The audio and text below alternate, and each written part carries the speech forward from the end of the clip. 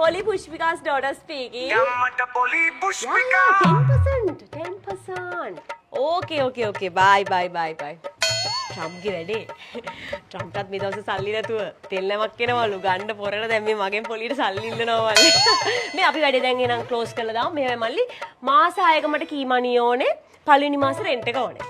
අනේ අක්කේ එහෙම කරන්න එපා. අපිත් අසරණ මිනිස්සුනේ. පොඩි chance එකක් දෙන්නකෝ. සහනයක්. හරි රන්දි අපි මෙහෙම දෙයක් කරමු. හරිද? මාස 6ක කී මනි එකයි පළවෙනි මාසේ රෙන්ට් එකයි අපි මෙයාට පොලියට දෙමු සල්ලි. මට 10% පොලියයි දීපු ගානයි මාස 6කින් දුන්නා නම් වැඩි ඉවරයි බොසා.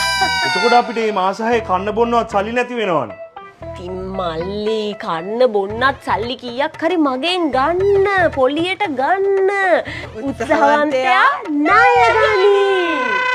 Excuse me මේ අලුත් clients ලා ටික අල්ල ගන්න වැඩේට යන්න තියෙනවා. හරි එහෙනම් මල්ලි බොසා ඔයා හිතලා බලලා තීරණයක් දෙන්න අපි එනවා අපිට වැඩ ගොඩයි.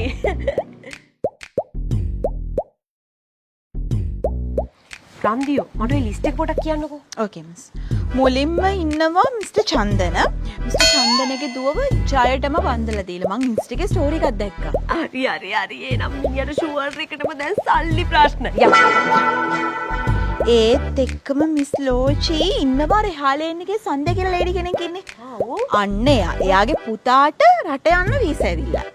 සුපිරි ගිහින් ටෝක් කරමු මේ රන්දියෝ අපේ ඩේටාබේස් එකට රට යන්න ඉන්න වෙඩින් ගන්න අලුතින් ගෙවල් හදපු කට්ටියව ඇඩ් කරගන්න ඕනේ හොඳයි ඇඩ් කරගන්න හරි ඒක නෙමෙයි ජොසි අලුතින් වාහනයක් අරගෙන මිනිහා ෂුවර් එකට වාහනේ අරන් ඇත්තේ ලීස් එකක් දාලා දැන් ඉතින් මිනිහට ආයි මාස 6ක් විතර යනකම් ඔලුව උස්සන්න බෑ අපි මිනිහව ටෝක් කරමු යම් මිස් යම්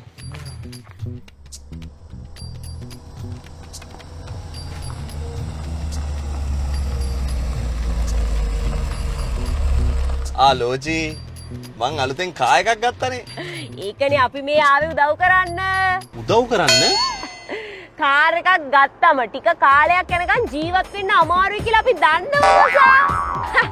ලීස් එක ගෙවන්නත් එපායි ඈ. මොකද කියන්නේ 10% පොලියට මං ඔයාලට සල්ලි ටිකක් දෙන්න.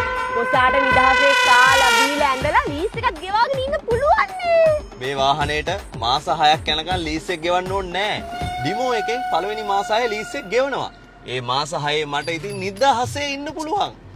මේ කාර් එකට මේ ටාටා කර්ව් එකට විතරක් නෙමෙයි ටාටා පන්ච් එකට එයාලගේ ස්මාර්ට් EV එකට ටාටා ටියාගෝ EV එකටත් පළවෙනි මාස 6ම ලීස් එක ෆ්‍රී. ලෝචි මිස් මේ පොඩි ප්‍රශ්නයක්. දැන් මගේ බිස්නස් එකට මෙච්චර ලොකු ප්‍රශ්නයක් වෙලා තියෙද්දි මට ඔය පොඩි ප්‍රශ්න වැඩක් නෑ රන්දියෝ. මොකද්ද දැන් වෙලා තියෙන්නේ? ලෝචි මිස් අපේ අර මේ කාර් අලුතෙන් අරන් තියෙන ඩේටාබේස් එක තියෙනවනේ. ඒකේ හැමෝම අරගෙන තියෙන ටාටා කර්ව්, ටාටා පන්ච්, ටාටා ටියාගෝ EV.